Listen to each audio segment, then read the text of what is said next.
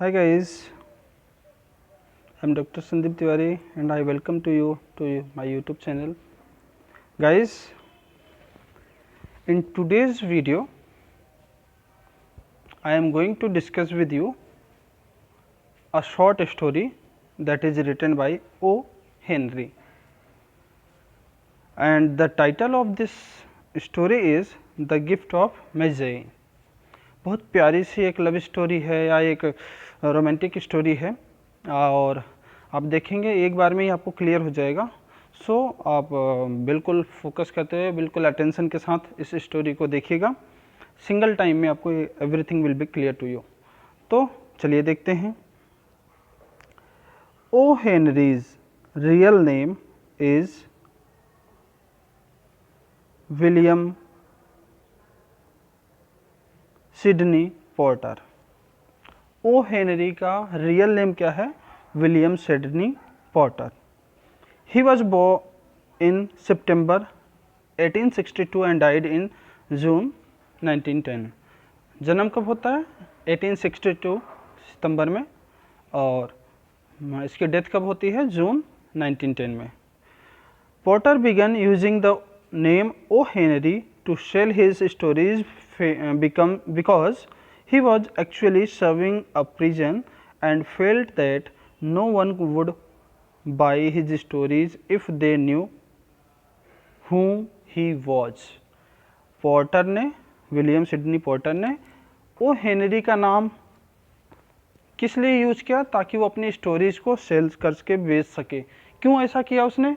क्योंकि वो एक कैदी रह चुका है, जेल की सज़ा काट चुका है। तो वो ये जानता था कि अगर किसी को पता चल गया कि मैं एक कैदी हूँ या जेल में रह के आया हूँ तो कोई मेरी स्टोरीज़ को नहीं पढ़ेगा, नहीं खरीदेगा। दैट्स वाई उसने अपना नाम चेंज कर लिया और ओ हेनरी के नाम से स्टोरीज़ लिखना स्टार्ट कर दिया। He worked as a pharmacist in North Carolina, showed good talent as an architect, a singer and a musician, and spent 6 months as a fugitive in Honduras, where he coined the term banana Republic. उसने एक pharmacist के रूप में भी काम किया। कहाँ? North Carolina में। और अच्छा टैलेंट दिखाया उसने अपने एक आर्किटेक्ट के रूप में। उसने सिंगर के रूप में भी अच्छा वर्क किया, म्यूजिशियन का भी अच्छा काम किया, और 6 मंथ जो है वो फिगिटिव इन हॉन्डर्स में वर्क किया। और वहीं पे उसने एक टर्म बनाना रिपब्लिक को भी क्या किया? कॉइन किया या लेकर के आया। His stories are famous for their humanity, humour, compassion and irony. उसकी जो स्टोरीज हैं वो किस लिए फेमस हैं? उसकी ह्यूमैनिटी, मानवतावादी चीज़ें देखने को मिलती है उसकी स्टोरी में, ह्यूमर देखने को मिलता है, कंपैशन देखने को मिलता है, आयरनी देखने को मिलती है। Many a time the story has an unexpected twist in the end. और इसकी स्टोरीज में कई बार हम देखते हैं कि उसकी स्टोरीज अनएक्सपेक्टेड मतलब असंभावी रूप से या अप्रत्याशित रूप से ट्विस्ट हो जाती है या चेंज हो जाती है एट द एंड में। मतलब स्टोरी की समाप्ति आने से पहले ही उसकी स्टोरी जो है एक अजीब से रूप से या ऐसा जैसा कोई सोच भी नहीं सकता कि इसकी ऐसी एंडिंग होगी, वैसे एंड हो जाती है। Henry had great sympathy and understanding for the life of city people in the lower society। वो लोअर सोसाइटी के जो सिटी पीपल थे या सिटी पीपल या जो शहरों में रहने वाले लोग थे लोअर सोसाइटी के, उनके लिए बहुत सिंपैथी रखता था। He had spend much of his life with them. उसने अपनी बहुत सारी ज़िंदगी उनके साथ बिताई या ज़िंदगी का बहुत सारा हिस्सा उनके साथ बिताया। His stories are a good mixture of humour and pathos. जो इसकी स्टोरीज में एक हमें अच्छा मिक्सचर देखने को मिल जाता है। किसका? ह्यूमर और पैथोज। मतलब ह्यूमर और पैथोज उसकी स्टोरीज में थोड़ा मिक्सिंग रूप में हमें अच्छे से देखने को मिलता है। Most of his stories have surprise ending, और मोस्टली उसकी जो स्टोरीज हैं वो एंड में सरप्राइजिंग होती हैं, मतलब लोग पढ़ते पढ़ते सरप्राइज्ड हो जाते हैं कि ये कैसी एंडिंग हो गई। He is regarded as one of the pioneers of modern short story writers. Modern short story writers जितने भी हुए उनका वो मार्गदर्शक के रूप में या अग्रदूत के रूप में उसको सम्मान दिया जाता है या माना जाता है। आगे देखिए, gift of the Magi is a short story by the noted American author O Henry. तो सीधी सी बात है, अमेरिकन राइटर है ओ हेनरी, उसके द्वारा शॉर्ट स्टोरी है ये गिफ्ट ऑफ मेजाई, अभी पहले बता दिया था मैंने। It was first published in book form in the O. Henry's anthology The 4 Million in April 1906। ये जो स्टोरी है ये बुक फॉर्म में फर्स्ट टाइम में कब पब्लिश्ड हुई थी?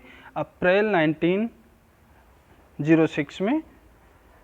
और किस में पब्लिश्ड हुई थी? ओ हेनरी का एक एंथोलॉजी था, एक कलेक्शन था, एक संग्रह था जिसका नाम था द 4 मिलियन। 4 मिलियन कलेक्शन में इसकी ये स्टोरी पब्लिश हुई थी। The story is known worldwide and numerous versions of it have been created। Story world famous है, पूरे संसार में जानी गई या संसार में लोग इसके बारे में अच्छे से जानते हैं, और साथ ही साथ इस स्टोरी के बहुत सारे वर्जन्स आए, मतलब बहुत सारे वर्जन इसके निकाले गए। वर्जन जानते हो कि अलग अलग लैंग्वेज में अलग अलग देश में इसको प्रेजेंट किया गया।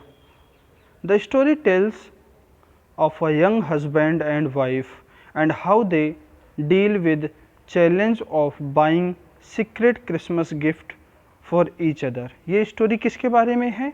एक यंग हस्बैंड और वाइफ के। जैसा मैंने पहले बताया था, एक रोमांटिक एक लव स्टोरी टाइप की है, तो एक हस्बैंड एक वाइफ के बीच में जो प्रेम है उस प्रेम को दर्शाने के लिए ये स्टोरी बिल्कुल उपयुक्त है। और इसमें ये बताया गया है कि कैसे ये दोनों हस्बैंड और वाइफ सीक्रेटली छुपा करके एक दूसरे के लिए क्रिसमस गिफ्ट खरीदते हैं, और उस गिफ्ट को खरीदने के लिए वो लोग कैसे कैसे चैलेंज को एक्सेप्ट करते हैं। देखिए आगे, as a sentimental story with a moral lesson about gift giving it has been popular for adoption specially for presentation. एक सेंटिमेंटल स्टोरी है, मतलब एक भावनात्मक स्टोरी है, भावना देखने को मिलेगी, एक दूसरे के प्रति प्रेम की जो भावना है वो देखने को मिलती है। साथ ही साथ इसमें एक मोरल लेसन है ऑफ गिफ्ट गिविंग, कि एक दूसरे को उपहार देने का एक मोरल लेसन भी है। तो ये बहुत ज़्यादा सेंटीमेंट की वजह से और एक मोरल लेसन की वजह से ये स्टोरी बहुत ज़्यादा अपनाई गई और लोगों के द्वारा बहुत ज़्यादा पसंद भी की गई। आगे देखते हैं, the plot and it's twist ending are well known and the ending is generally considered as an example of comic irony। इसकी जो प्लॉट है या इसकी जो स्टोरी है और इसकी जो ट्विस्टिंग एंड है या ट्विस्टेड एंड है, चेंज जो एंड है, ये बहुत ज़्यादा ही अपनाई गई या बहुत ज़्यादा लोगों के द्वारा एक्सेप्ट की गई या बहुत ज़्यादा पसंद की गई। और ये भी बताया दिया गया कि ये जो एंड होता है ये एक अच्छा एग्जाम्पल है कॉमिक आयरनी का, मतलब एक व्यंग्यात्मक या एक ह्यूमरस रोल भी अदा करता है इसका एंड। तो इसके एंड जो है, इसकी एंडिंग थोड़ी सी ह्यूमरस है, थोड़ी सी आयरनिक है।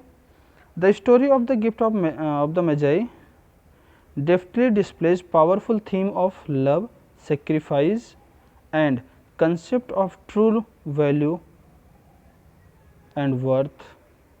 ये जो स्टोरी है gift of Magi deftly display है, मेनली किस चीज़ को डिस्प्ले करती है? Powerful theme of love and sacrifice, एक प्रेम की, एक त्याग की, और साथ ही साथ ट्रू वैल्यू और ट्रू वर्थ के बारे में भी हमें बताती है। मतलब कैसे एक दूसरे के बीच में प्रेम होना चाहिए, कैसे एक दूसरे के प्रति हम सेक्रीफाइसेस कर सकते हैं, कैसे त्याग कर सकते हैं, और कैसे हम एक दूसरे की वैल्यू कर सकते हैं, इसके बारे में हमें ये स्टोरी बताती है। This has helped make it the timeless classic it has come to be. और यही जो चीज़ें हैं या यही जो इसकी जो थीम है लव, सेक्रीफाइस और ट्रू वैल्यू वाली, यही इसको टाइमलेस बनाती है, मतलब हर टाइम ये फेवरेट स्टोरी बनी रहती है।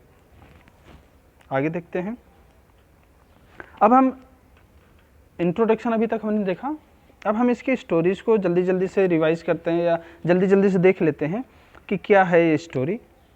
The story begins on Christmas evening with Della lamenting the fact that she is only saved $1.87 despite month of pinching pennies and at the grocer, butcher and vegetable man। जब ये story start होती है तो time कौन सा है? Christmas की evening है। क्रिसमस की इवनिंग पे डेला जो इसकी हीरोइन है या जो वाइफ है उसको दिखाया जाता है कि डेला जो है वो लेमेंटिंग, दुख व्यक्त कर रही है। किस बात के लिए दुख व्यक्त कर रही है? कि वो अपने ख़रीदारी में, अपने सब्जी खरीदने में, अपने किराने के सामान खरीदने में हर जगह कटौती करते करते, बचाते बचाते भी वो पूरे महीने में कितना पैसा बचा पाई है? $1.87। और वो पैसे क्यों बचा रही थी वो? ताकि वो अपने हस्बैंड को क्रिसमस डे पे एक प्यारा सा गिफ्ट दे सके। तो वो पैसे कम बचा पाई है, इसलिए थोड़ी सी दुखी हो रही है। She droops down on their raised couch and cries. वो ड्रूप्स डाउन मतलब गिर पड़ना या बैठ जाना। देयर रेज्ड मतलब कटे फटे या चिथड़े हुए या पुराने से। काउच्ड मतलब सोफ़ा वगैरह बोल देते हैं या चेयर बोल देते हैं। तो वो अपने कटे फटे या पुराने से सोफ़ा पे बैठ जाती है और क्राइज, रोने लग जाती है कि वो इतनी मेहनत के बाद भी अपने काम में सक्सेस नहीं हो पा रही है। The narrator goes on to introduce the young couple Della and Jim Dillingham. अब नरेटर हमें किसके बारे में बताता है, या स्टोरी लिखने वाला हमें किसके बारे में बताता है? डेला और जिम डिलिंगन, जो एक क्या हैं? कपल हैं। The narrator then describes their apartment. Narrator उनके अपार्टमेंट के बारे में बताता है, उनके रूम के बारे में बताता है। Remarking upon its cheapness $8 a week. मतलब कि उनके अपार्टमेंट के बारे में बताता है कि अगर कोई उसको ले तो ज़्यादा से ज़्यादा $8 एक सप्ताह में उसको देगा। Lack of working doorbell.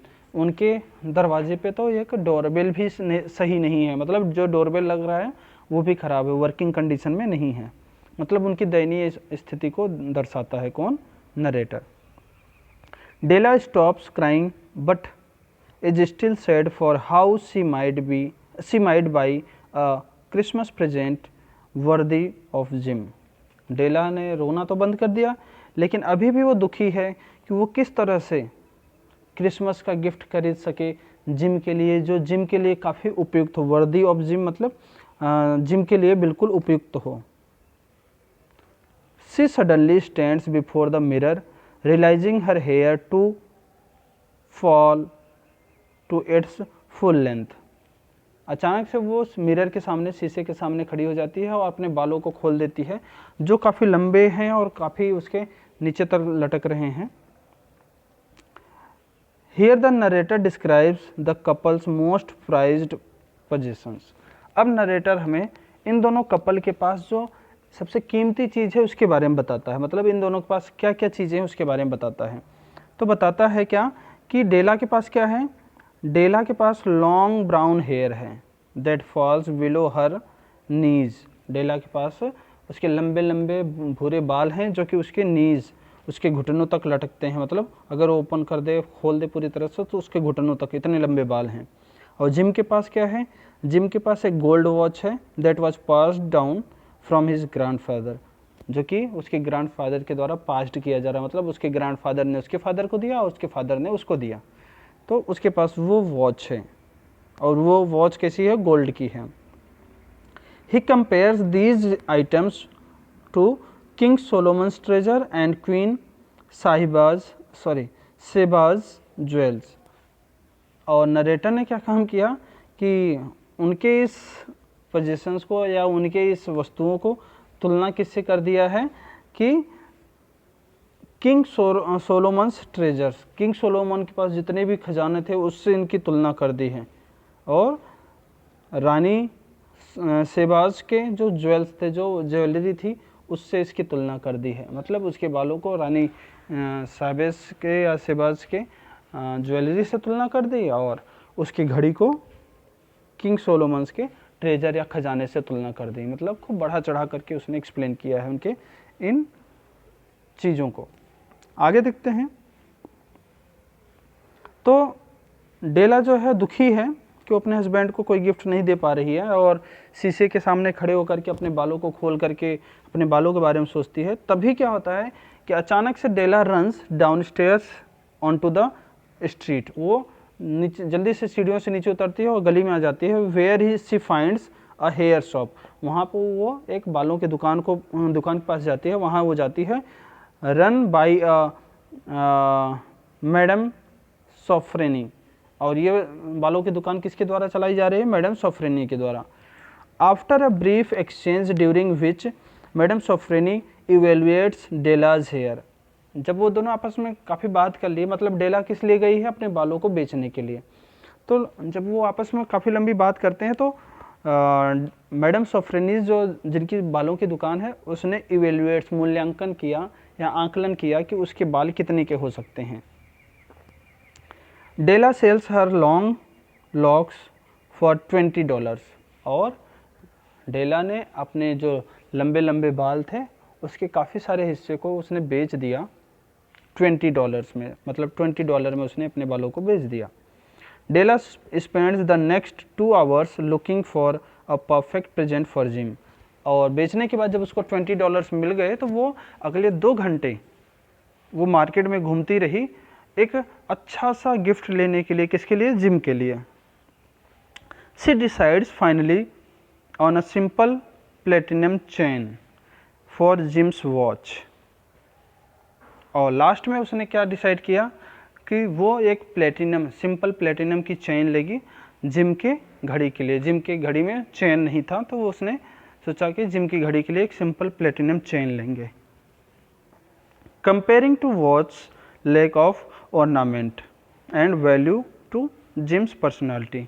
वो ये मान रही थी कि बिना चेन के जो ये घड़ी है ये बिना ऑर्नामेंट के लगती है और ये चेन लगा देने के बाद ऐसा लगेगा कि घड़ी ऑर्नामेंट युक्त है या इसको आभूषण युक्त बना दिया गया है, इसको सजा दिया गया है और ये जिम की पर्सनालिटी पे बिल्कुल सूट करेगी। ऐसा सोचते हुए उसने डिसाइड किया कि वो एक प्लेटिनम की चेन लेगी। Which is equally quiet and valuable. जो कि जिम की तरह ही बिल्कुल उपयुक्त और बिल्कुल वैल्यूबल होगी या उस घड़ी की तरह बिल्कुल वैल्यूबल होगी। डेला returns home to fix her hair into curls and prepare dinner before waiting for Jim at the door। और ये सब करने के बाद मतलब उसने घड़ी में के लिए चेन खरीदने के बाद अपने बालों को सेट करवाने के बाद, मतलब जो बचे बाल थे कटवाने के बाद उनको सेट करवाने के बाद वो घर आती है और डिनर तैयार करने लग जाती है और इंतज़ार करने लग जाती है कि जिम आए, जिम का इंतज़ार। फिर क्या होता है, उसी समय जब जिम आता है तो she says a little prayer hoping that Jim will still find her pretty without her long hair. और मन ही मन वो दुखी है कि पता नहीं अब जिम उसको पहले जैसा प्यार करेगा या नहीं करेगा, जिम कहीं उससे नाराज़ ना हो जाए। तो इसलिए वो थोड़ी सी प्रेयर करती है गॉड से कि गॉड जिम उसको पहले जैसा ही प्रीति या सुंदर माने और वो पहले जैसा ही प्रेम करे। आगे देखते हैं। When Jim enters the door, he freezes, staring at Dela's hair without expression। और जैसे ही जिम एंटर होता है और वो डेला के बालों को देखता है, ही फ्रीजेज जम सा जाता है, बिल्कुल शॉक्ड रह जाता है, वहीं के वहीं खड़ा रह जाता है। Della runs to Jim and tells him that she had her hair cut and sold it in order to buy him a Christmas present। डेला उसके पास दौड़ के जाती है और उसको बताती है कि उसने अपने बालों को कटवा दिया और इसको बेच दिया ताकि वो उसके लिए एक क्रिसमस का प्रेजेंट खरीद सके। Gym continues to stare and Della repeats that her hair is gone, but that her love for him is immeasurable. Gym अभी भी उसको घूरते हुए देख रहा है या उसको घूर रहा है, उसके बालों को देख रहा है।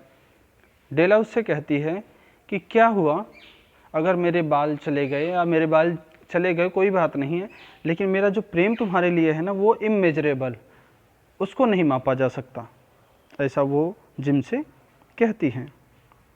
Gym finally moves giving Della a hug and throwing a package on the table. Jim अब क्या करता है, डेला को एक हक करता है गले लगा करके, और उसके बाद एक पैकेज टेबल पे फेंक करके वहाँ से चला जाता है। He reassures her that no haircut could make him like her any less. वो उसको ये विश्वास दिलाता है कि हेयर कट हो जाने से वो कम सुंदर नहीं हुए, ऐसा कह करके, या उसको ऐसा एहसास दिला कर कि हेयर कट के बावजूद तुम बहुत सुंदर हो, ऐसा एहसास दिला करके वो वहाँ से चला जाता है। But he was shocked because of the present he bought for her. लेकिन वो शॉक किस लिए है कि उसके उस गिफ्ट का क्या होगा जो उसके लिए लेकर के आया है। अब वो गिफ्ट क्या था, तो चलिए देखते हैं आगे। Della opens the package to find a beautiful tortoise shells comb that she had desired for her hair. जैसे डेला ने उसके प्रेजेंट को या उसके गिफ्ट को खोला तो उसमें कछुए के शेल के तरह बने हुए कई सारे कंघी थे, उसमें बहुत सुंदर सुंदर कंघियाँ थीं, जिसके लिए वो बहुत सालों से या बहुत टाइम से वो डिजायर कर रही थी, काश ये वाली कंघी होती मेरे बालों के लिए। वही कंघी वो उसके लिए लेकर के आया था। She स्ट्राइक्ड enjoy before crying. वो देखते पहले तो वो खुशी में उछल पड़ी, लेकिन फिर रोने लग गई, क्योंकि बाद में उसको एहसास हुआ कि उसके पास बाल तो है ही नहीं। एंड जिम कम्फर्ट्स हर, और जिम ने उसको जो है ढांढस बधाया या उसको थोड़ी सांत्वना दी। She remembers her own present to Jim. फिर उसने याद किया कि उसका अपना प्रेजेंट, वो भी एक प्रेजेंट लेके आई है जिम को देने के लिए। She pulls out the watch chain and ask to see Jim's watch so that she might try the chain on it. फिर उसने क्या काम किया, अपने गिफ्ट उस चेन को, जो प्लेटिनियम चेन वो लेकर के आई थी, उसको निकालती है, जो कि जिम के वॉच के लिए लेकर आई थी, और वो जिम से कहती है कि मुझे वॉच दिखाओ, ताकि वो उस पर ट्राई कर सके कि फिट बैठती है या नहीं बैठती, मतलब ये चेन उसके लिए बिल्कुल सूटेबल है या नहीं है, ऐसा वो उससे कहती है। फिर क्या होता है देखिए। Jim droops down on the couch and smile. Jim भी सोफे पे लुढ़क जाता है या बैठ जाता है और मुस्कुराने लग जाता है। सेइंग दैट, वो कहते हुए कि they should put there present in away from now, for now. वो कहता है कि हमें अपने अपने गिफ्ट को दूर रख देना चाहिए। He admitted that he sold the watch to buy the comb for Della. उसने इस बात को स्वीकार किया कि डेला को वो कॉम देने के लिए या उस कंघी को खरीदने के लिए उसने अपनी वॉच को बेच दिया। They decide to have dinner and the narrator sums up the story with a little paragraph on Magi. और इस तरह से वो लोग अपने अपने गिफ्ट को दूर रख करके डिनर के लिए रेडी हो जाते हैं, और इसी के साथ ही नरेटर जो है इस स्टोरी को ख़त्म करता है, एक छोटी सी इंट्रोडक्शन या छोटा सा इंट्रोडक्शन देते हुए, किसके बारे में, गिफ्ट ऑफ मेजई के बारे में, या मेजई के बारे में बताते हुए कि मेजई क्या है। जो इसमें आपने पढ़ा है गिफ्ट ऑफ मेजई, तो मेजई वर्ड क्या है। तो he describes them as a wise man who invented the art of giving Christmas present. Magi बुद्धिमान लोगों का समूह था या ग्रुप था या लोग थे जिन्होंने क्रिसमस पर या क्रिसमस के त्यौहार पर गिफ्ट देने की परंपरा चालू की थी। And he compares Jim and Della to the Magi. और उसने जिम और डेला को मेजई से ही कंपेयर किया है। Saying that of all who give gifts these two are the wisest. और वो ये कहता है कि जिन्होंने एक दूसरे को गिफ्ट दिया ये दोनों काफ़ी बुद्धिमान है। मतलब कि नरेटर ने मैजेई के बारे में बताते हुए कहा कि मैजेई बुद्धिमान लोगों का वो समूह है जिसने क्रिसमस पर या क्रिसमस के त्यौहार पर गिफ्ट देने की परंपरा प्रारंभ की, और उसने मैजेई या डेला और जिम को मैजेई से कंपेयर करते हुए इस स्टोरी को एंड कर देता है। तो आई होप बच्चों ये जो छोटी सी बहुत प्यारी सी स्टोरी थी आपको क्लियर हो गई होगी, समझ में आ गई होगी। तो अपने माइंड में आप सेट कर लेना। अगर नहीं समझ में आई हो तो एक बार वापस से इस लेक्चर को ध्यान से सुन लेना। Everything will be clear to you. Okay बच्चों, सो आज की क्लास में बस इतना ही। मिलते हैं नेक्स्ट क्लास में नेक्स्ट टॉपिक के साथ। तब तक के लिए गुड बाय, थैंक यू।